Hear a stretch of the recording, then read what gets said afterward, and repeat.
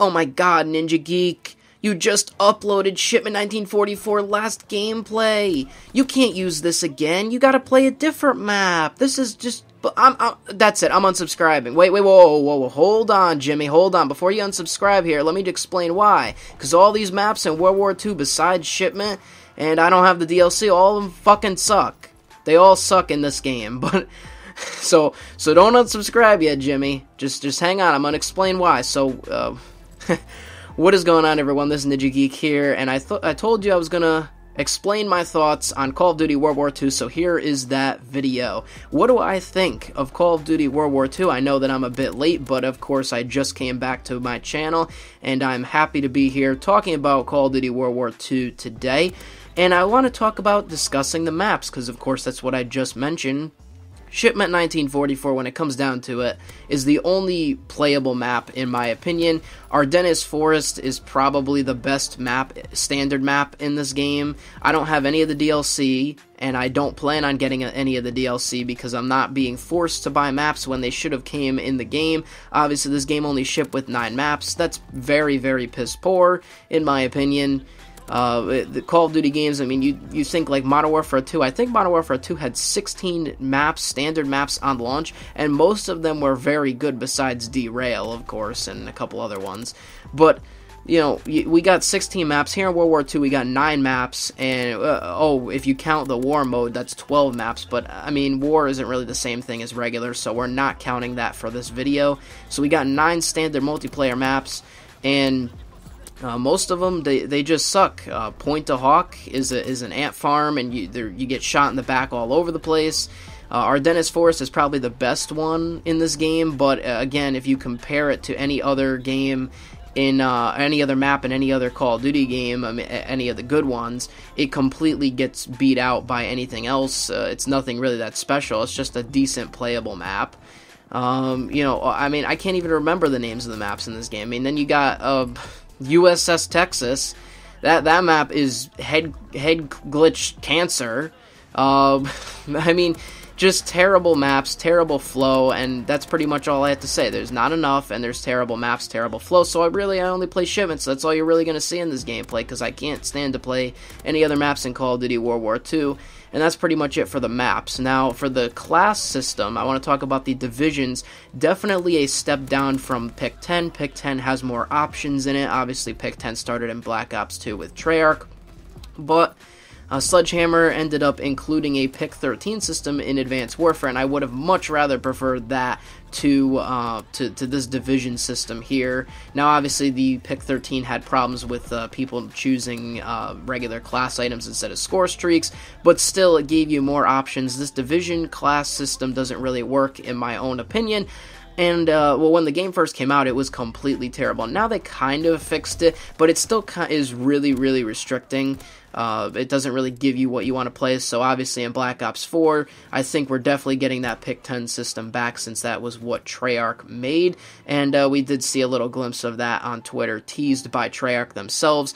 But yeah, the class system in this game, it doesn't really let you customize to how Call of Duty should. They kind of really tried to make it like a division class system base, sort of like a Battlefield, if you will, where there's certain divisions that do certain things. Now they kind of toned that back, but it's still not good enough, in my opinion.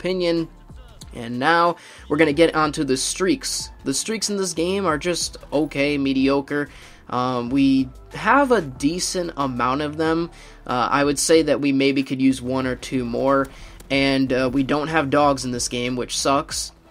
The streaks that we do have aren't really that good, and, well, mediocre, I should say.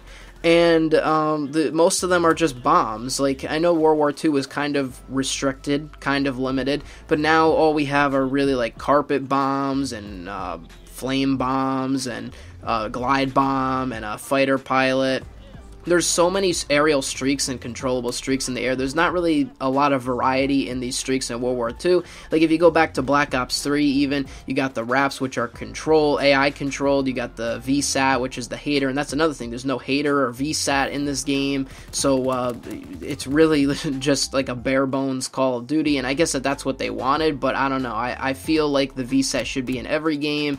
There's no dogs, like I said. Just a lot of things that are just not in this game. And I understand that they were restricted by technology back in World War II, but I mean, they did a lot of things that don't really make sense in the World War II themed era. Like they have female Germans, we'll say, running around, black female Germans. I'm not coming off as anything else, but I'm just stating that they have black female Germans, which never really was the case. So I'm just stating that World War II is really not authentic. I mean, in the campaign, it probably is. In the campaign, I'd say it is. Fantastic campaign World War II had.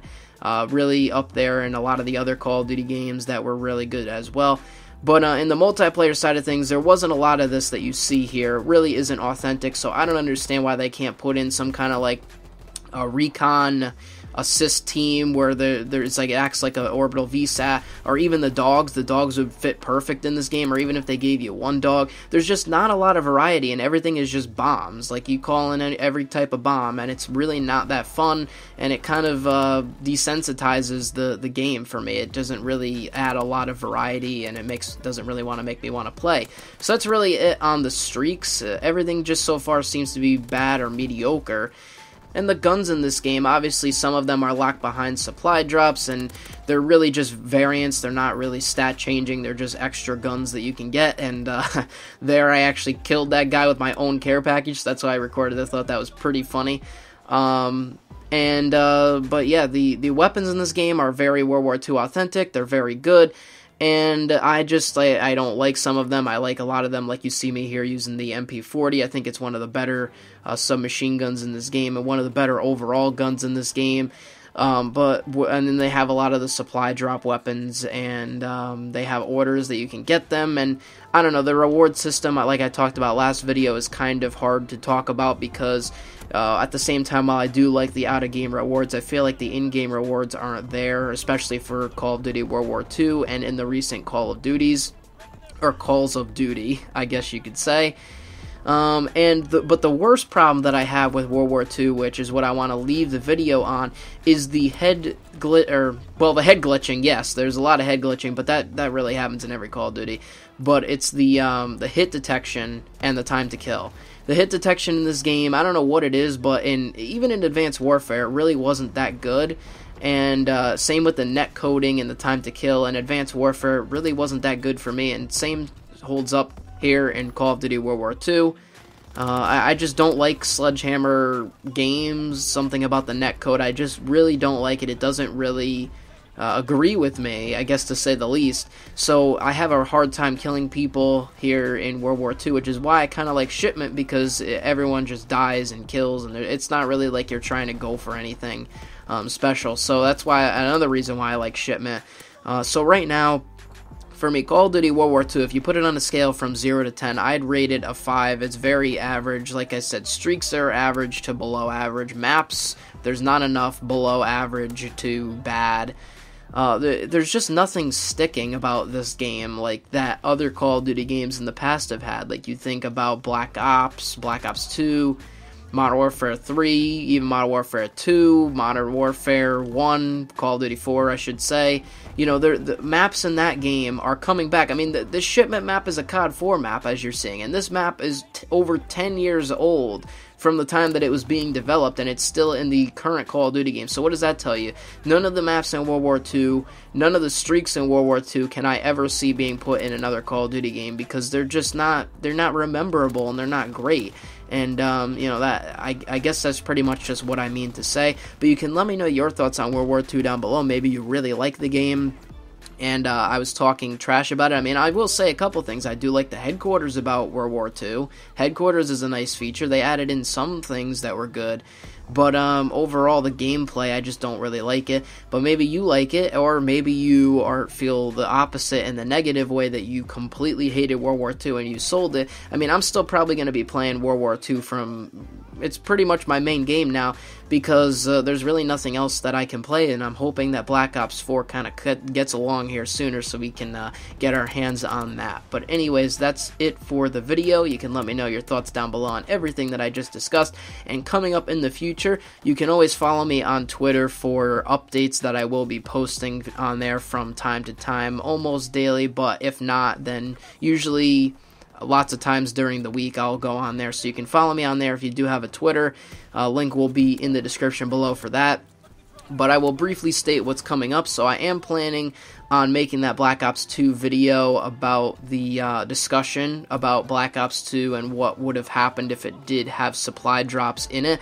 I will also leave a Twitter poll in the link in the description too. It is pinned to my Twitter profile, but if you go to that poll, you can vote on the question that I do have there. So I will be playing Black Ops 2 soon. I'm very excited to play that, and very excited to make that video on that. And then coming up in the future, I'm also planning on making some sort of montage, but that should happen sometime next week.